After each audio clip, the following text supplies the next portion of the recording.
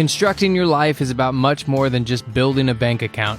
Each week, join real estate entrepreneur and mindset coach Austin Linney as he interviews guests who are constructing their dream lives and impacting the world around them on a daily basis. If you're an entrepreneur or wanting to start a business, or you just want to hear motivating stories of how others have overcome the odds, you are in the right place. And now for your host, Austin Linney. All right, guys, welcome back to Construct Your Life. I've got one of the men. It's hard to even put into words how much this guy means to me. I consider him in my top three of people that I listen to and care about the most. Mr. Brad Johnson, how you doing, sir? I'm well, Austin. Thank you, brother. Good morning. So we were talking before the podcast.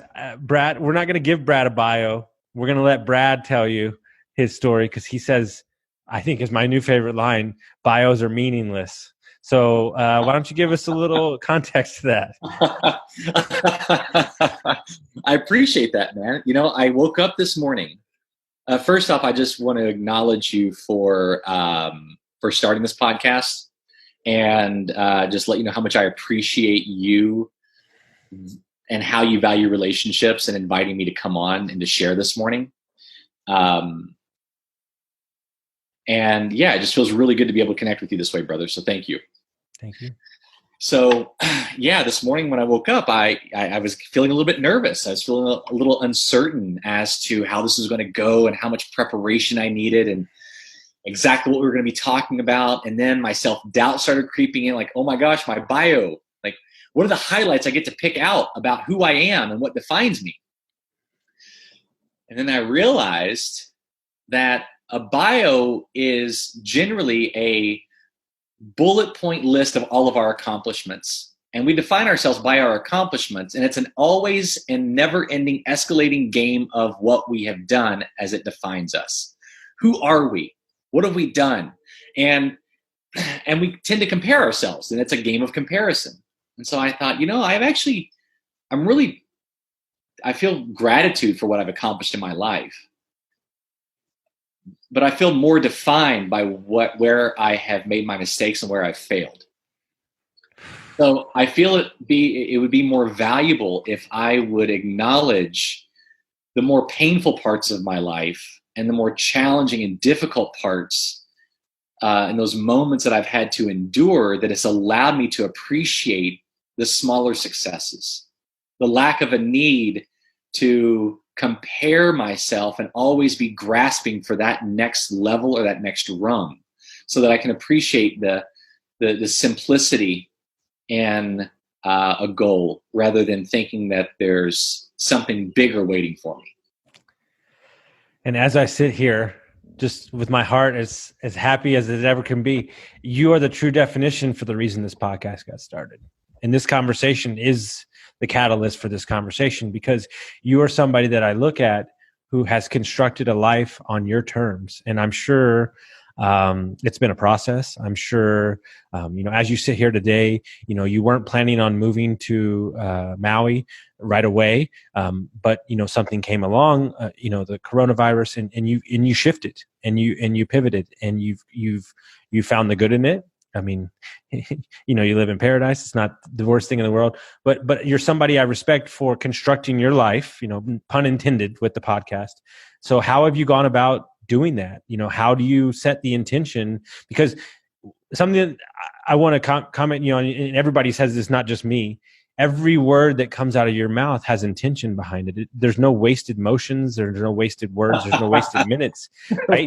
Like when I leave a conversation with you, I'm exhausted. Like after this, I'm going to go take a nap in the hot tub because I almost prepared for this conversation for a week, and because I'm like, well, make sure my questions are good. And so like, I love how you're like, well, we're not going to do the bio, like screw the bio. Like, guess what? It's my podcast. I can do whatever I want. So we're just going to have a conversation. So how have you gone about creating this, what I consider to be, just an amazing life, right? And I was just saying, the first time I spoke to you, you were living in Cartagena, Colombia. How long were you there at that time? that was month number 1 of 3 months of my wife and I traveling, and that was in the fall of 2018. And so we were in Cartagena for a month before moving on and living in India and Sri Lanka for a little bit. And so what has happened to Brad Johnson, if I can kind of open-ended lead you? We're just going to say what we're doing, guys. We've had training. So if I can lead you into the conversation on how you got to this place, how you've basically set up your life through massive intention, opposed to like, I don't see you as a result-driven human being, is what I'm saying. I see you as a kind of a journey, a processor.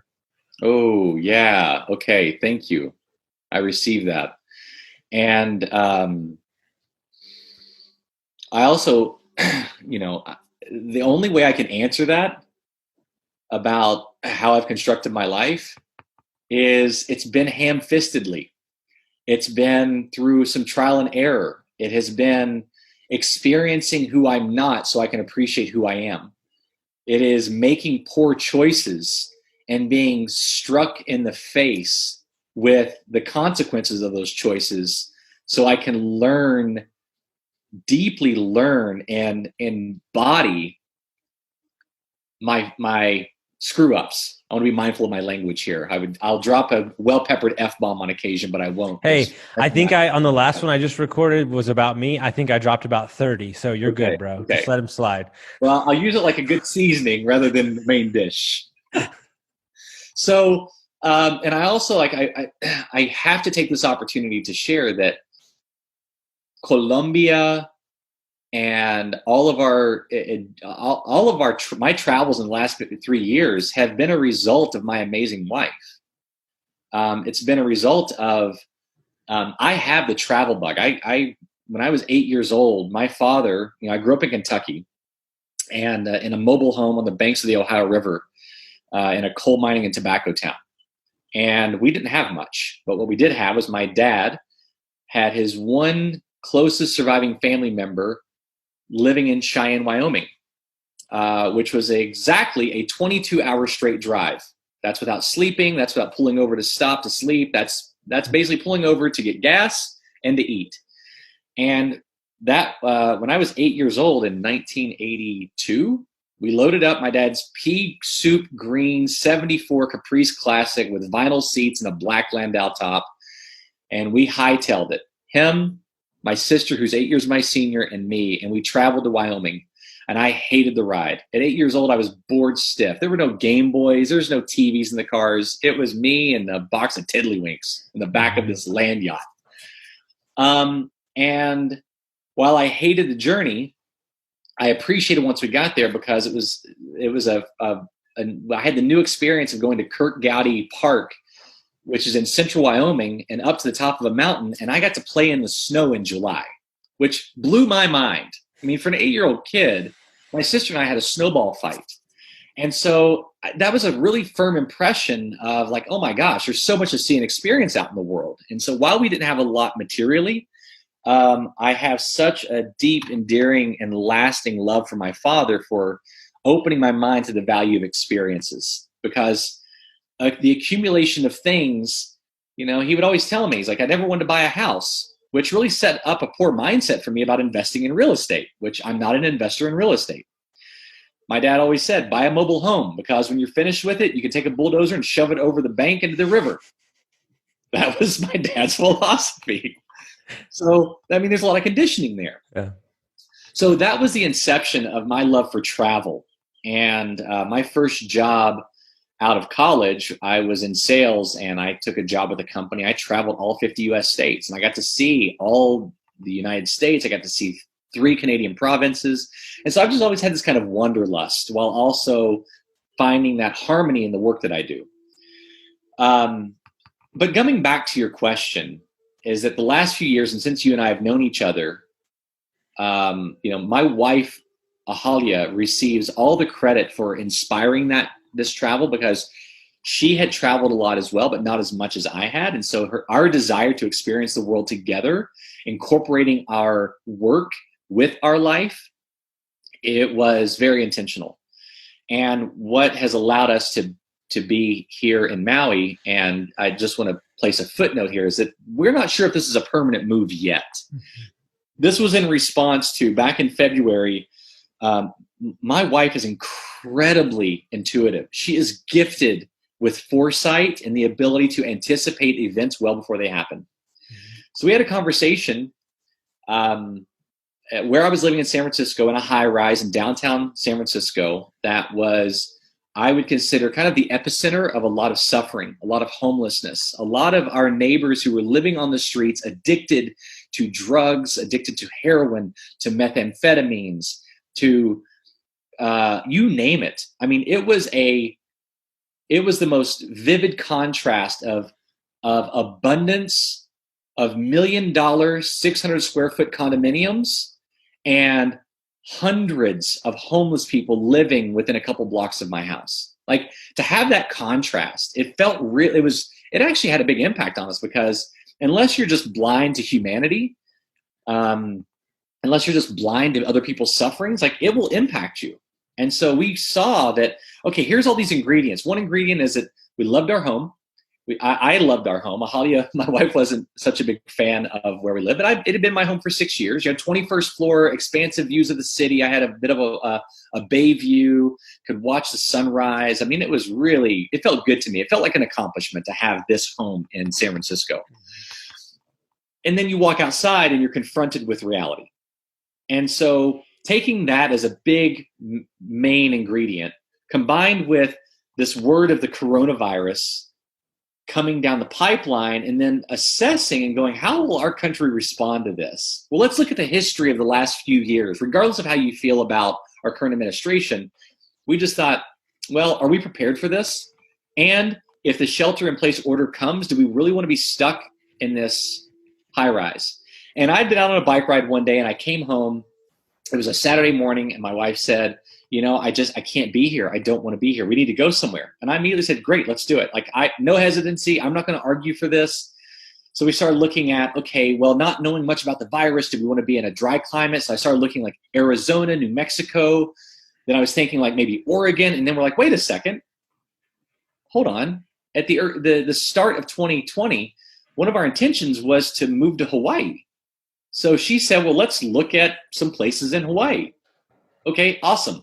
Within 72 hours, we had bought our one-way plane ticket, packed up our home, put all of our clothes into storage bags, put our place up on, available for rent. We couldn't do Airbnb because it's against the HOA, and they're like the Gestapo when it comes to the rules. And on March 5th, we packed our bags and we found a short-term rental here on Maui, and we got here before everything hit the fan. And so it's felt really good to be in this contrast from, again, high-rise living to now looking out of my picture window to an expansive pineapple field and seeing these trees, palm trees, and birds playing. And it was really necessary. I have so much gratitude and I have so much love for my wife for anticipating this. It's amazing. And you're going to love this next question.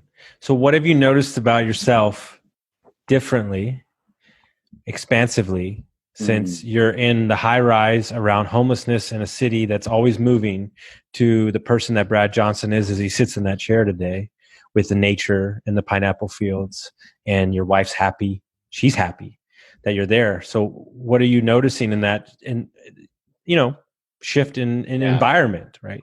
It's a great question. There's actually more to this conversation. This is where I'm going to get really fucking real. Mm-hmm. And, you and everyone listening, I think we recognize, depending on when you listen to this, is that we're in the midst of a lot of uncertainty right now. We're in the midst of just so much noise and chaos as it relates to this pandemic, regardless of how you feel about it. And I have no judgment here, and I'm not here to assert myself as it relates to this. I just know that there's a massive shift in this environment. So I was married. Holly and I had our ceremony last September, September 28th. And, I turned 46 next month, and this was my first time being married. I've been very intentional in my life of not getting married until I knew it was right, until I was prepared, because I understood that that I had a requirement to break the bonds and this generational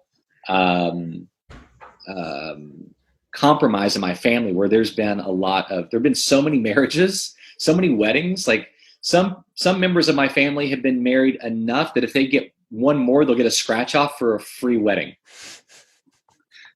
It's like they're collecting them, like freaking Beanie Babies. Like, so growing up, I'm the youngest of this, and I thought I'm going to wait until I've actually met the one. And I'm so, my wife came into my life at a time where I had just come back from helping my family. This was back in 2017. And so we were married in September. And then a month later, almost to the day, we had a massive blow up in our relationship. And it was my responsibility. I was out of integrity. I had given my word to something and I didn't follow through. And it was an accumulation of other small moments where I had been out of integrity with my word. And my wife she is the epitome of the highest character, of the utmost integrity, of living intentionally, that it has required me to expand and to grow so that I could honor her divine beauty and the amazing woman that she is. And I had failed. And in that moment, sitting in our home in October, I felt the third lowest I'd ever felt in my life. They were all equally low. Like when you hit bottom, there's no lower. It's not like I got out a shovel and started digging more. I was at rock bottom again. The two previous times, I'll leave for another story another time, but I was sitting there feeling like, what the fuck? Like, why? Why had I compromised this? Why wasn't I not following through? And I had eroded the trust in our relationship. I had created the most epic compromise in our relationship, where she was questioning our relationship, questioning our marriage. And I made a commitment that day to begin the healing process of going back and digging at the root of where I was out of integrity and the compromise that I'd created in our relationship. So for the past, 6 months, I've been I've been working with a coach who's incredibly powerful. He represents to me what it means to be a fully embodied warrior male in the 21st century. Excuse me. And a man who can stand in the crucible of fire and hold any kind of space epically for anyone. And dude, I broke down. Like there were moments where I reverted back to my hurt 6-year-old little boy who was neglected, who had been tied to a tree at 3 years old because my mother didn't have time for me to watch me. She was busy doing other things, like a dog tied to a tree. And all these things, like I didn't realize how it affected me. And so I had begun the healing process. We moved to Hawaii, and there were still some pressures in the relationship that I had created and some unconscious agreements that I'd agreed to with my wife. And I want to make a distinction between the conscious and unconscious agreements. Conscious agreements are you and I saying that we will show up here at 7 a.m. Hawaii time to have this podcast. An unconscious agreement is an assumption, is maybe is tying our a commitment to an assumption or making an energetic agreement. And so there was a little bit of mud in the water between my wife and I, and it came to a head. Again, like while we're in this space of healing, of growing and being in Hawaii, I made the decision, a very painful decision, that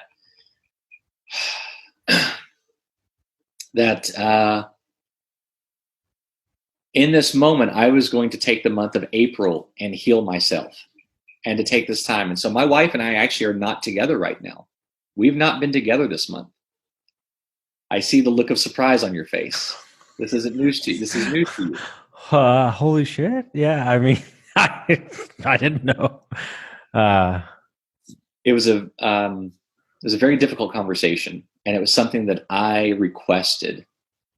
Actually, I say requested, but the reality was more of a requirement. I made a stand, and I actually, like my wife was really hurt by this, and she was feeling even more uncertain. She was feeling fear that I was making a request that felt like we were separating. And so that we could consciously step into this space. Again, keep in mind that we had just moved to Hawaii. The world is in the midst of chaos. There's so much uncertainty going around. We don't know what's happening. And just a few, we were married 6 months ago. And so all of this is coming to this singular point of like, I am faced with put up or shut the fuck up, Brad. Like, this is me. There is no decision or commitment beyond the one that I'm making to myself, and I am ultimately responsible for everything in my life. And so I have all the resources I need. I have all the years of learning and investing in personal development, that it comes down to this moment. Am I going to step into who I came here to be, or am I going to allow the soft, convenient excuse of today to define my life for being a coward? I don't even know what to say. I'm so blown away right now.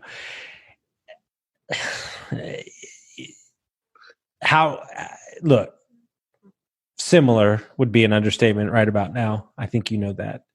I'm not in the mood to broadcast my shit, but I respect you and appreciate you giving the space to say to us. And thank you for being so honest. How do you, as a person, how does Mr. Johnson, Brad Johnson, how do you, it's so easy to not stand up and not request the space that you need, right? Yeah. It's so easy to just continue to, because it's not like you're like, it's not like it's terrible, right? But doesn't serve you the best, right? So how do you, as a person, how do you stand up strong enough and understand that you're going to hurt her a little bit, but ultimately, your heart's in the right place, right? You're just understanding that you need some space to kind of like get centered on, this big shift, right? In your life. And maybe there's a part of you, if I'm being psychoanalyst a little bit, that wasn't 100% committed yet to getting married. Or maybe you haven't dealt with that yet. Brother, that is, yeah. Ooh, that lands. Oh, got chills on that one. It felt good saying it. Yeah. Thank you. And brother, I just, like, in this moment, I'm feeling really compelled to share with you how much I love you and how much I appreciate you holding a mirror up to me and holding a mirror up to the truth, because that's all there is a how willing are we to look in that mirror and love the reflection staring back at us? And you're right. And this is, I was ready to commit to my wife. I was ready to get married. And I was also looking for something outside of me as a catalyst to compel me into becoming the man that I must be. And there is no outside catalyst. There's nothing outside of us. There are only the consequences of our actions. There's only the results of our choices and the decisions we make every day to stand up and say, who am I choosing to be today? What am I consciously committing to? And what am I willing to say hell yes to or fuck no to? That is defining me.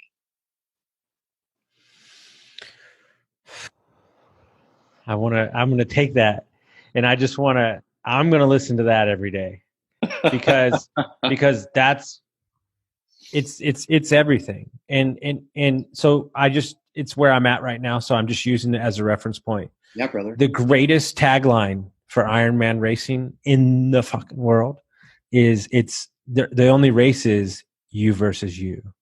That's it, man. That's it. And what people don't understand is, and I went on a rant a couple podcasts ago, I shared it yesterday. Everybody bends to external forces. Fuck that shit. Everybody invest in markets, right? Oh, it's not the right time. Look, my new tagline, put it on a shirt, call it what you want. I don't bend with the wind. I make the motherfucking wind. Yeah. Yeah. And when you feel strong enough in who you are to stand up and say, I only accept the best out of myself, and understand that maybe, right? maybe you got married and you weren't 100% committed, but you're strong enough to stand up and say, but I do want to be, because I respect you as a person. I'm not going to be in this half-ass. Like the Brad Johnson that I fucking know is in this all the way, right? And you're strong enough in who you are to stand up and say, I'm going to get there. I may not be there right now, but I'm sure as fuck going to try. Yeah, man, I think that's a really important distinction, is that it's that moment of self-reconciliation. And, you know, before we began recording this podcast this morning, the theme is love, is self-love. Mm-hmm. And we are so hard on ourselves, man. We are so hard on ourselves. That inner critic, that voice in our head is so good at pointing out all of the mistakes that we make, the poor choices we made, and the decisions and the results of that. Yet, we wouldn't speak to other people the same way we speak to ourselves. Not people that we love. And so why do we speak so harshly to ourselves? And it does require a break. It doesn't require a breakdown. It's taken multiple breakdowns for me. And I understand that. And I own that. And right now I'm just like feeling this, oh my God, I've never been this vulnerable before. I've had so many conversations with people I love, with friends in my life, with my coach. Like, I don't know how to be vulnerable. It was so scary to me because I was given a self-help book at 14. My mom gave me Dr. Norman Vincent Peale's The Power of Positive Thinking. Wait, and you're going to love this. Wait, yeah. I'm only interrupting you, and I apologize. I hear you, but you're going to love this. Context is for another time. Okay. But I'm talking to a girl who's younger, 26, whatever, been doing personal development since she was 17. She said, there's something about you. I can't put my finger on it, but your message gets to me, and I don't know why. I've listened to everybody. I've been to all the Tony Robbins concerts, everything. She goes, you must have done a ton of Landmark. And I said, I don't even know what the fuck that is. And she goes, I don't understand. I said, I live my life. I was a bartender for 20 years. I've talked to people in their worst moments. I'm from the streets. Yeah. And so that's why people can be vulnerable with me, because I'm coming at it. I think in life, and I think this is a habit that people get into with meditation and everything. This is just my opinion. That the structuredness of the Tony Robbins and all that stuff is structured. Well, I'm supposed to feel this way because you said this and blah, blah, blah, blah, blah. With my world, it's upside down. I just roll with the way I roll. Beautiful, brother. And so that's why people are so able to be so vulnerable with me, because there's no structure behind it. Well, and this is something that I really want to acknowledge you for. And another reason why I love you is that what I've observed in all of our interactions is that not only do you roll with it, you don't bring judgment. No. And judgment begins with ourselves. Again, it's that inner critic, it's that inner voice. And if we're so quick to judge ourselves, then it's amplified in judging others, because what we're judging in other people is only a reflection of those attributes which we don't love about ourselves. So you said something earlier, and I feel you're talking about your quote about blowing with the breeze. Like, you are the wind.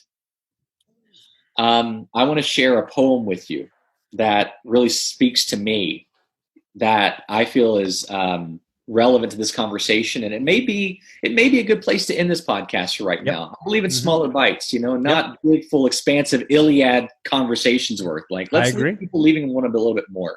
Yep. And this comes in to do with flow. This comes in to do with flow in life. And the author is Douglas Malloch. The poem is titled Good Timber. The tree that never had to fight for sun and sky and air and light, but stood out in the open plain and always got its share of rain, never became a forest king, but lived and died a scrubby thing. The man who never had to toil to gain and farm his patch of soil, who never had to win his share of sun and sky and light and air, never became a manly man, but lived and died as he began. Good timber does not grow with ease. The stronger wind, the stronger trees. The further sky, the greater length. The more the storm, the more the strength. By sun and cold, by rain and snow, in trees and men, good timbers grow. Where thickest lies the forest growth, we find the patriarchs of both, and they hold counsel with the stars, whose broken branches show the scars of many winds and much of strife. This is the common law of life.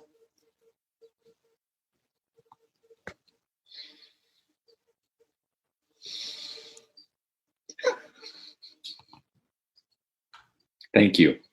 Thank you. Thank you for allowing me to share, Austin. Thank you for listening. Thank you for, I just have to share how I'm feeling in this moment. Is it feels so relieving to know that I can share this, that I am standing here fully exposed, vulnerable, and it with the world, exposed to the world, standing naked before you, being as real and as authentic as I can, owning not just my greatness, but also recognizing my weaknesses and my areas for growth, because I feel this is how we communicate and how we love and how we connect and how we show up for each other in this world and how we heal. And I've got to say that in 5 days, my wife and I are reuniting, and we're in communication, and my heart is so full right now, and I am so excited to be in her presence. And I am 6'5" and she is 5'1", and I get to wrap my arms around her and embrace her and hold her and love her, and to show her why I'm here and why I chose her and why we get to create this epic fucking life together, and that nothing will stand in my path, that I will fight living for the life that we deserve, or I will die striving to. Thank you, brother. Thank you. Give me a minute. I'm fired up right now. I just want to thank you. That was a lot. And I appreciate you feeling comfortable enough in the space to share that. It means a lot to me. We've still never met in person, it's like coming back to me right now. But guys, and I'm not going to do all the normal BS I do at the end, because it's not needed, because they'll get enough out of this. But what I'm trying to explain to you by bringing on people like Mr. Johnson here is you're understanding the people that I'm allowed to surround myself with, because I've set an intention to upgrade my circle. And these are the kind of conversations that I'm having off air, right? And how do you not reflect on your own life and be so grateful when a human being like this is able to sit here and share a story like that I know will impact tons of people. And I know it's going to impact me for the rest of my life. So all I'm asking you, everybody, is when you're that's the number one key to take all this from this, because I'm number one guilty of it. Stop being so hard on yourself. I say it every time when I leave a conversation with somebody, like, just embrace the wildness of life. Like, and as long as you set an intention to be a great human being and impact your own life, your personal life, it will permeate in all walks of your life. And all I'm looking to do, there's not a dollar amount I'm trying to get to in a business. There's not a deal I'm trying to get done. I'm just trying to show up every day as the best version of myself. And that's all I ask from everybody around me. That's it. Yes. Thank you, brother. We have so much more to discuss. We will. And I'm looking, this is going to be a couple part series. So I appreciate, and I know that you respect it. For this moment, we're closed. This is great. I love you, Austin Linney. Love you too, buddy.